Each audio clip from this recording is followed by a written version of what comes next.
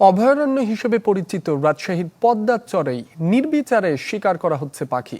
শীতের শুরু থেকে চলা পাখি শিকার চলে মাসের পর মাস, তবুও তেমন তৎপরতা নেই প্রশাসনের। বিশ্লেষকরা বলছেন, এভাবে চলতে থাকলে নষ্ট হবে প্রাকৃতিক ভারসাম্য। New Zealand dairy, excellence in quality. পদ্মার রাজশাহী অঞ্চলে বিস্তীর্ণ চর জুড়ে কমেছে পাখির বিচরণ। কয়েক বছর আগেই শীতে যে চরে দেখা মিলত ঝাঁক ঝাঁক অতিথি পাখির, তা আজ প্রায় শ্মশান।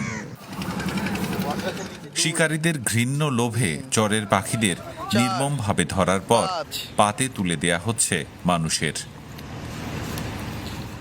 গত এক মাস ধরে মোবাইলে সংগ্রহ করা ছবিতে দেখা যায় মৎস্যজীবীর বেশে নদীর চরে একদল শিকারী পাখির প্রধান খাবার শ্যাওলাতে বিষ মেশাচ্ছে।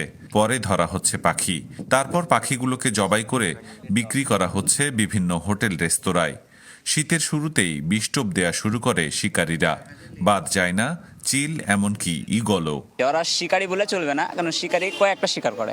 এরা যখন নামে শিকার করতে, তখন একদম কয়েক হাজার পাখি, ছোট বড়, যেটা খাওয়াও যাবে না সেটাও মেরে দেয়। মরা পাখি প্রথমত বলা যায়, জবাই করে এই পাখিগুলো পরে বিক্রি করে তারা।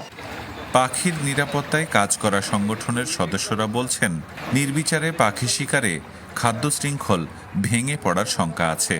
প্রকৃতির সবচেয়ে বড় ধ্বংস হবে, কারণ প্রকৃতি যে রিসাইকেল যেভাবে চলে এভাবে আর চলবে না। প্রশাসনের কিছুটা উদাসীনতা বোধহয় আছেই, কারণ এইটা যে নিয়মিত দীর্ঘদিন ধরে চলে আসছে, পাখি খাওয়ার জন্য একটা মানুষ, এক শ্রেণীর মানুষ তৈরি হয়েছে, বা কিছু হোটেল রেস্তোরাঁতে এই ধরনের পাখির মাংস বিক্রি হয়। এগুলো কিন্তু খোঁজ করে বের করা খুব কঠিন কিছু না, কারণ পাখি শিকার হাজার হাজার লোক করে না। যদিও বন্যপ্রাণী ব্যবস্থাপনা ও প্রকৃতি সংরক্ষণ বিভাগের দাবি, নিয়মিত টহল ও জনগণকে সচেতন করা হয়। আমরা এখন নিয়মিত টহল অভিযান পরিচালনা করছি। লোকাল যারা সোর্স আছে আমরা তাদের সাথে যোগাযোগ করছি এবং মানুষকে এই বিষয়ে সচেতন করার চেষ্টা করছি। বন্যপ্রাণী সংরক্ষণ ও নিরাপত্তা আইন 2012 অনুযায়ী পাখি শিকার, হত্যা, আটক ও কেনাবেচা করলে সর্বোচ্চ 2 বছরের কারাদণ্ড এবং 2 লাখ টাকা জরিমানার বিধান রয়েছে।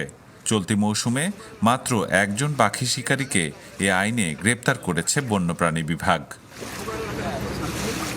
আবরার শাইর, চ্যানেল 24, রাজশাহী।